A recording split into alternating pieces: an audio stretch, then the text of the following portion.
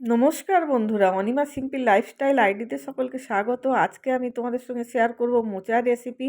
প্রথমে মোচাগুলোকে ছাড়িয়ে ওর ভিতরে একটা কাঠি থাকে, কাঠিগুলোকে ফেলে হলুদ জলে ছোট ছোট করে কেটে ভিজিয়ে রাখলাম। এবারে আমি মোচাগুলোকে লবণ আর হলুদ দিয়ে সিদ্ধ করব। আগে থেকে ভিজিয়ে রেখেছিলাম ছোলা, সেই ছোলাগুলো দিয়ে দিলাম। আদা কাঁচা লঙ্কার একটা পেস্ট করে নিলাম, আগে থেকে গোবিন্দভোগ চাল ভিজিয়ে রেখেছিলাম সে পেস্ট করে নিলাম। হলুদ গুঁড়ো, লঙ্কার গুঁড়ো, জিরের গুঁড়ো, ধনের গুঁড়ো ও গুলে রাখলাম।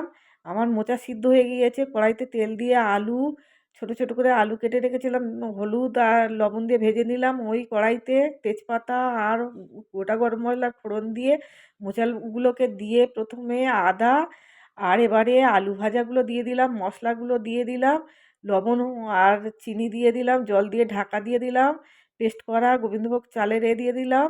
এবারে গরম মশলা আর ঘি দিয়ে